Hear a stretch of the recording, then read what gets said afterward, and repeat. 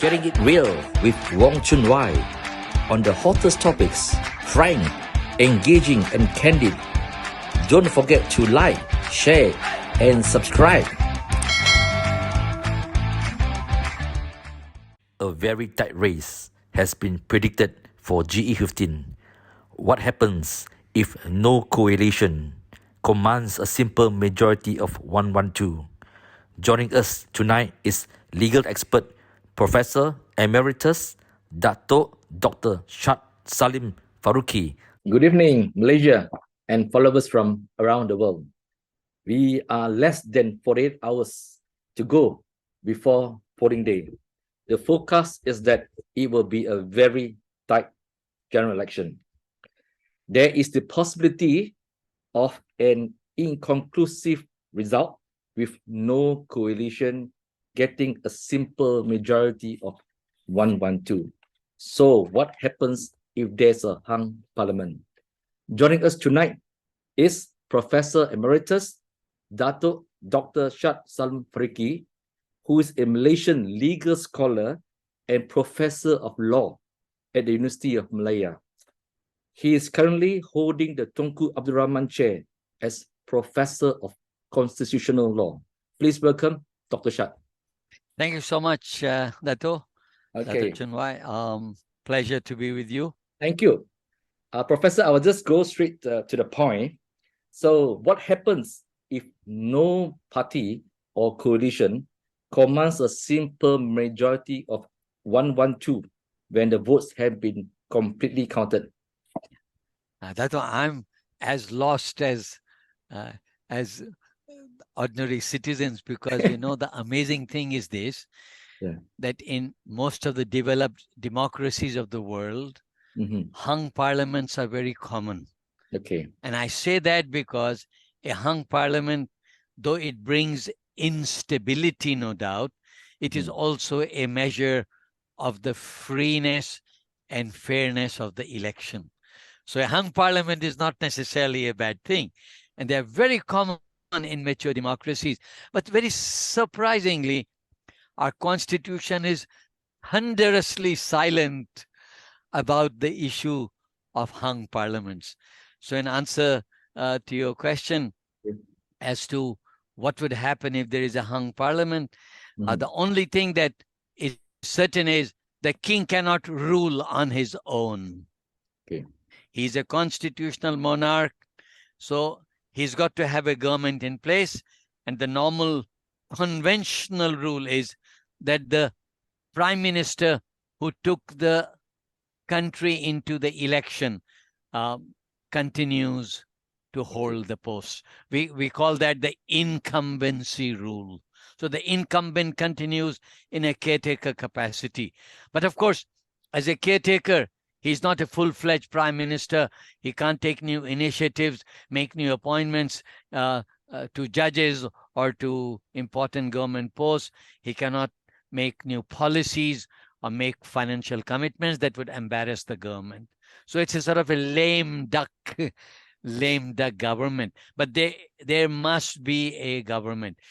Beyond this incumbency rule of a caretaker prime minister, the king has a large number of discretions.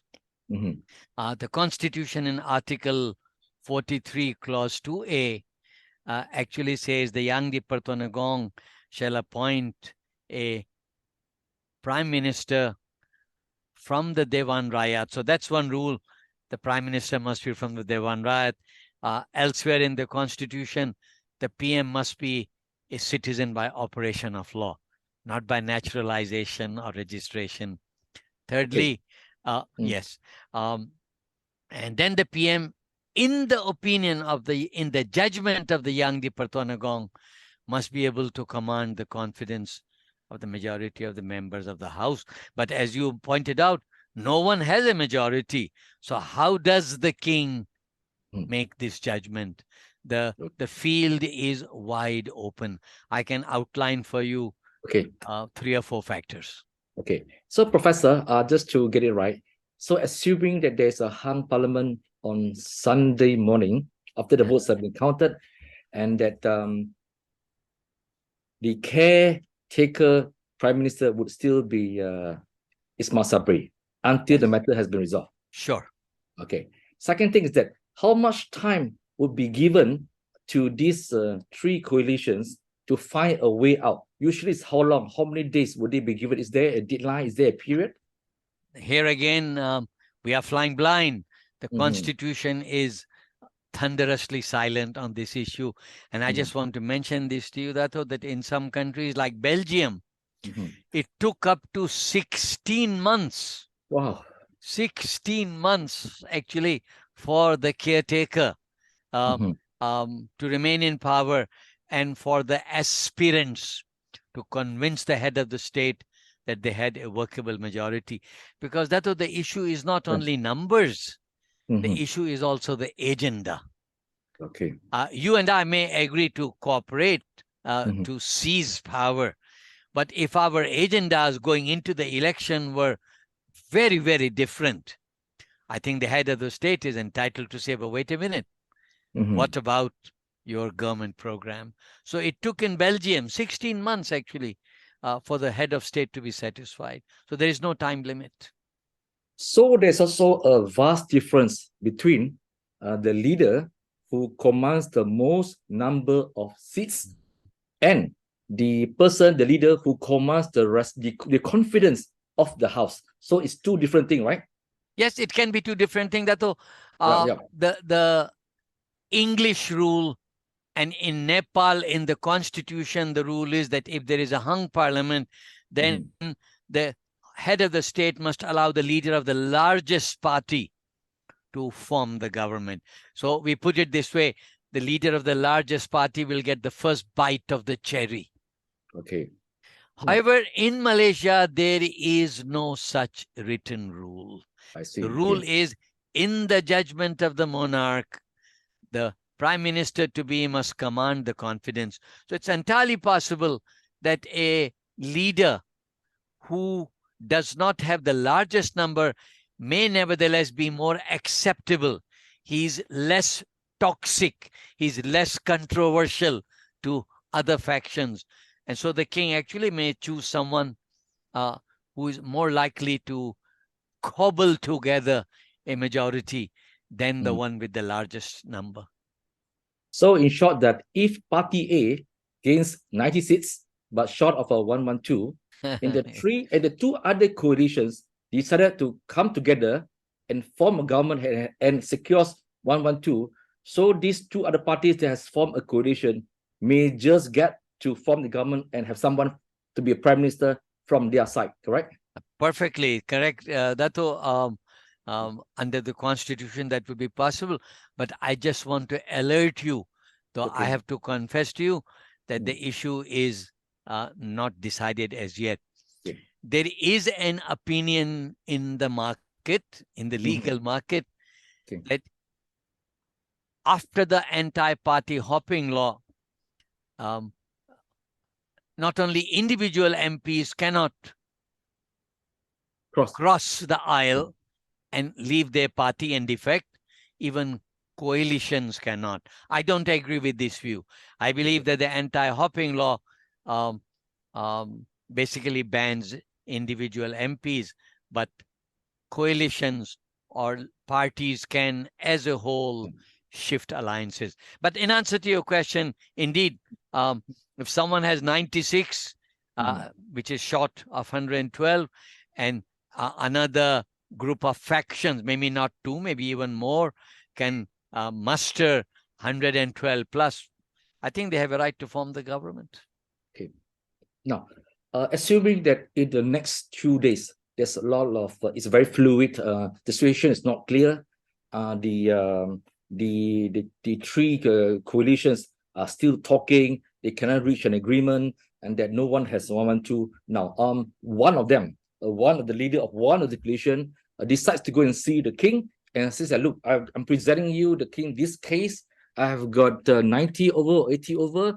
I'm trying to persuade another party from, say, Sabah and Sarawak to join me, and I'm confident of getting 112. I've got 90, so I should have the cherry bite.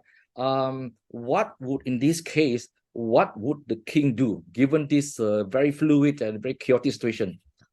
Yeah, that's why it's up to the king, actually. The king could well allow this person with 96, but the king may require a vote of confidence in parliament. He may say, all right, I will give you the chance to form the government, but bear this in mind. This is not a permanent appointment. You've got to prove to me and prove to the nation and prove to the electorate that you can muster a majority. In England, this has happened.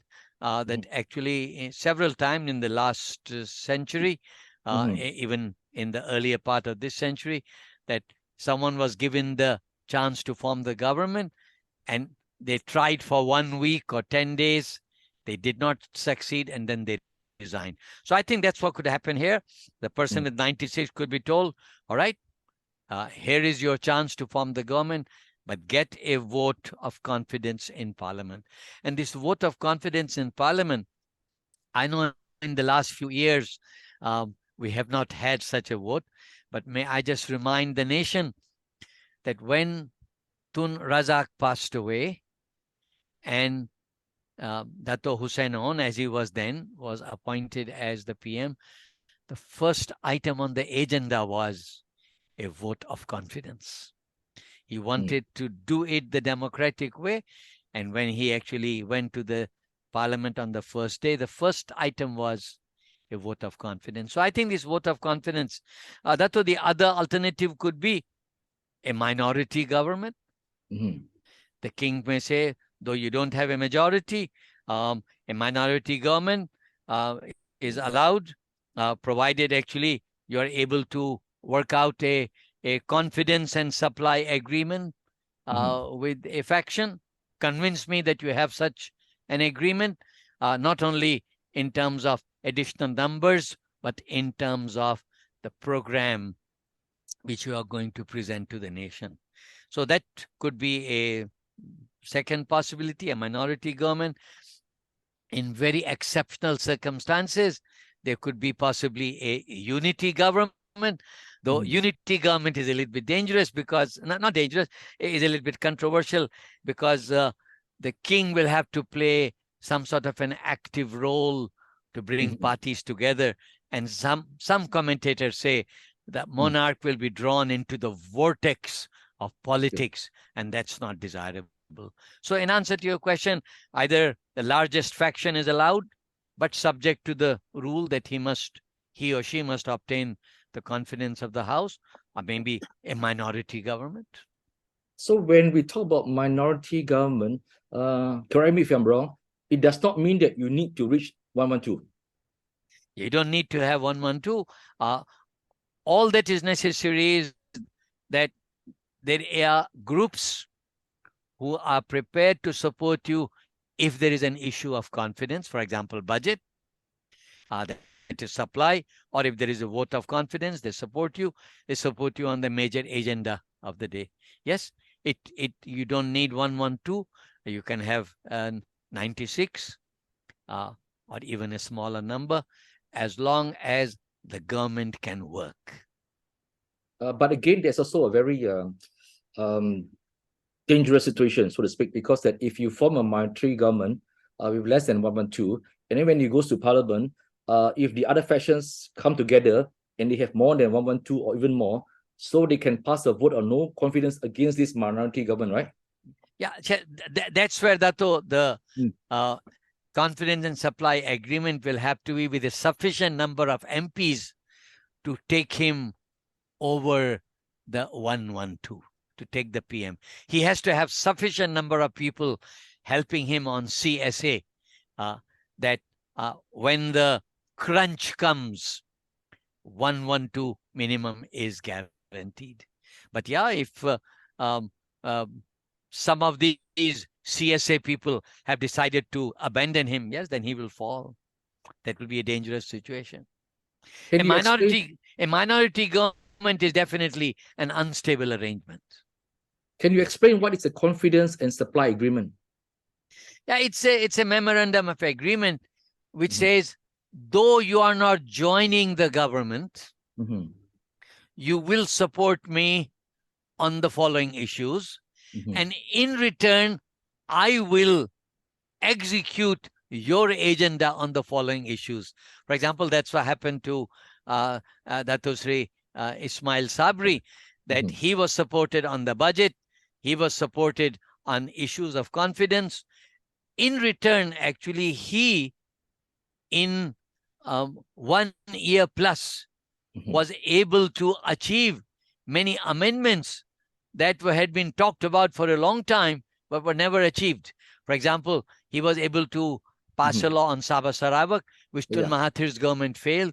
Ismail Sabri was able to pass a law on anti-hopping, for example. Yeah. So I think it's a quid pro quo. You support me on confidence and supply, and I will support you on your agenda.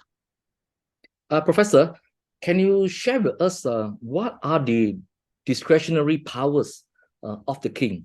What kind of power does he has in cases like this, which maybe the members of the public who are not aware of the legal provisions and the power of the king? Can you share with us what can he do? This is a very, very large area, and I will give just a very general reply. Article 40, Clause 1 says that the king, in the exercise of his functions under the Constitution and laws, shall act on advice. 40, Clause 1, 40, Clause 1, capital A. At the same time, 40, Clause 2 says that the king may act in his discretion in the exercise of the following functions. Number 1, appointment of the Prime Minister. That's clearly discretionary. Number 2, dissolution of the Dewan Rayat prematurely earlier than 5 years. Number 3, convening of the Conference of Rulers. And now there is a challenging issue, Dato. And then the Constitution says, and in any other case mentioned in the Constitution. That's what I want to alert your listeners. Any other case mentioned in the Constitution has been interpreted by some people very, very broadly. They say emergency powers are any other case, because it says in Article 150, Clause 1, if the young Di Pertuan Agong is satisfied that a grave emergency exists whereby the following conditions are met, he may by proclamation. And there are other issues like appointment of the Education Service Commission, appointment of the Election Commission. So it's a controversial area. But what I can clearly mention is 3 areas are explicitly mentioned. Appointment of PM, dissolution of Dewan Rayat, convening of the Majlis Raja Raja. But the words "and any other case mentioned," in my view, it should mean any other case explicitly mentioned. Dato, the Agong's title and name occurs in the Parlimbagan 404 times. Wow. So we can't say 404 times he's got discretion. I think it should be explicitly mentioned. For example, in the case of the Education Service Commission, it says clearly in his discretion. In his discretion. Yes. And in his discretion is actually a very powerful word. Very powerful words indeed. Yes. Now, Professor, we have seen in past cases in Selangor and in Johor, where the winning party seeks the audience and to meet the ruler, and they present a name of the specific person which they want to be the chief minister of the Menteri Besar, but then the palace rejects it. Now, in the case of the prime minister, the leader of the winning party, does he give one name or 2 names? How does he go? This is again an area where Malaysian constitutional law is developing along its own lines, contrary to the Westminster British Constitution. May I please go back? Sure, please. If there is a clear majority, then in England, the rule is quite agreed upon universally. If there is a clear majority, then whether the king likes the person or not, the king has to give a chance to that person to form the government. In Malaysia, at the federal level, this rule has been followed in all the last 14 elections at the federal level. Okay. But at the state level, we know full well that Mhm. this rule has not been followed consistently. And you gave a clear-cut example, actually, Mhm. about three Selangor and names. Johor. Yeah, Johor is the clear example. Yep. Johor to 2022, Perlis 2018, Selangor 2014, Perlis 2009, Terengganu 2008 again, and Sabah 1994. So may I answer Sure. like this to sum Please. it up? Yep. At the federal level, the convention is that though it is a discretion of the king, he follows the convention. Whoever has a majority is Mhm. appointed. But Okay. at the state level, the sultans in many states on many occasions have said, I'm not satisfied with one name, I want Mhm. 3 names. In other words, it is a personal discretion of the Mhm. sultan. Now, Yeah. whether Malaysia should Mhm. follow Britain or Malaysia should chart its own course, Mhm. I think um, there is a word we use in constitutional law, autochthonous. Okay. Autochthonous. A constitution often develops indigenous features. And I think in the light of our history of absolute monarchy, in the area of appointment of Mantri Basar, Mhm. at least in the 9 Malay states, we have a certain amount of autochthony. The Okay. sultans exercise their power. Yes. Now, to wrap this up, again, assuming there is a hung government, does the king have the power to bring together and put together a government? Of course, you mentioned that a minority government, you invite a lot of controversy. It may give rise to a lot of doubt. But the king, as you mentioned, has discretionary power. Can he felt that, look, given that there are 3 coalitions, one person may not be acceptable by the other 2, and I've looked through the CSA and I felt that, look, the only way forward is for me to invite 2 coalitions to form a federal government. Can that happen, and is that allowed? Yes, Dato, it's allowed. In fact, in my humble view, if there is a hung parliament, Yeah. then I think it may not be the wisest thing to do Yeah. to look simply at numbers. I think the king must also look at the agenda.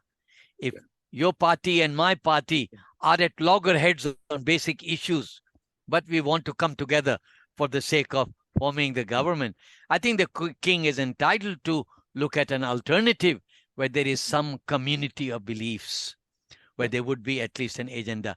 So I think in a hung parliament, the king's discretion is very wide, and he's not bound to appoint the largest faction. I think he can look at their CSA agreement and some of the items of agenda.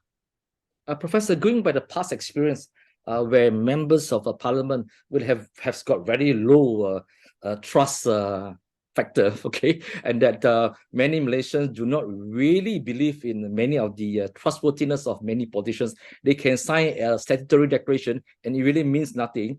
They'll sign for 2 or 3%. So if in the case of a king, he wants to be sure that this possible prime minister would enjoy and command the respect of the House, the MPs, what should he do? Should he just, like it previously, he meets them one by one with a written statement to say that I support this person as a prime minister, or what should be the best way out for him if you are advising the king? Yeah, actually, that the anti-hopping law will now come to the assistance of His Majesty, because with the anti-hopping law in place, in September, I think this year, 2022, finally gazetted, all parts of it. If any member who excels in hopping, and there are some of them who have actually, not some of them, there are about 38 of them actually, quite a large number who have been hopping, some of them up to 5 or 6 times. I think if they hop, they would have to vacate their seat. There'll have to be a by-election. Of course, they can get re-elected. So I think the king doesn't have to worry about what happened in 2020 and 2021, Mhm. where these people were changing colors very, very frequently. I think the anti-hopping law will help. But as I submitted to you earlier, the main controversy that will probably end up in court is individual MPs who hop will lose their seat, at least temporarily. Yes. But if the whole faction, so it is, let us say, PH teams up with Barisan, or PN teams up with Barisana, then I personally think that is allowed to form the government. Now, going back a bit to the anti-hopping law, can a MP, while he cannot hop, can he resign and force a by-election and he contest again? Yes, yes. Without doubt. Okay. An MP who resigns from his party and joins another party, he will have to resign, mandatory. The only thing is this, that Mr. Speaker will have a wide discretion to determine whether his seat has fallen vacant or not. Because the law also says if the MP is expelled from the party, then he doesn't have to resign.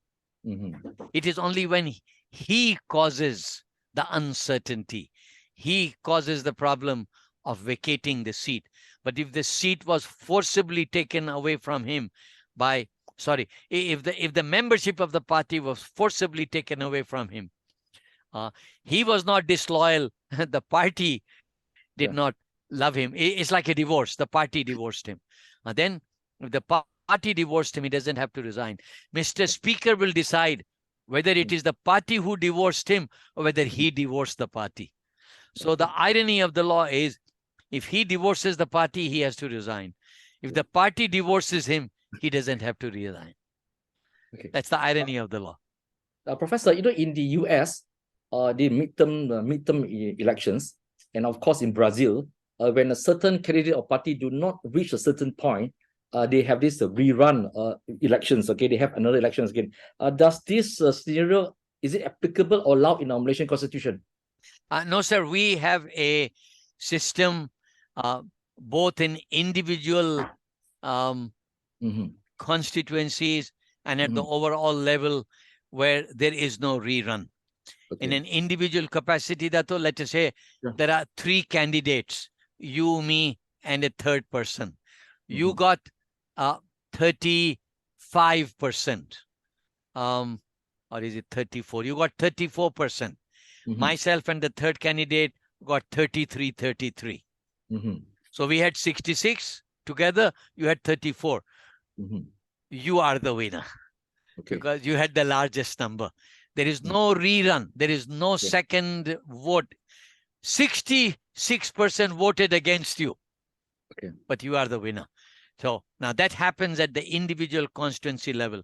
At the overall national level, as we were talking about, nobody wins a majority. There is no rerun because the Constitution says in Article 55 that once Parliament is dissolved, election shall be called within 60 days. And the new Parliament shall be summoned within 120 days of the dissolution. So even though it may be a fractured Parliament, an unworkable situation, the king has to summon the Parliament first. But on the very first day after summoning, they may decide to dissolve again. That is possible, but Parliament must be summoned. So a double or triple dissolution is not possible. In our country, a rerun is not possible either at the individual constituency or at the national level unless the new Parliament has met. Thank you very much, Professor, Thank you so much, coming tonight to join in this discussion and to explain in clearer way to us that in case there's a hung Parliament, but for the sake of Malaysia, we hope that the results will be very convincing and it'll be very conclusive, and they will spare us the agony of going through this difficult predicament if there's a hung Parliament. To Malaysians and Dr. Shad, to everybody, happy voting, and we hope to catch up after the general election. Thank you very much, Professor. Thank you See very much. again. Thank And you. I join you in the same prayer that I hope we'll have a decisive, conclusive result. Thank you so much. Thank you so much, Dato. Bye-bye. Thank you then. Bye-bye.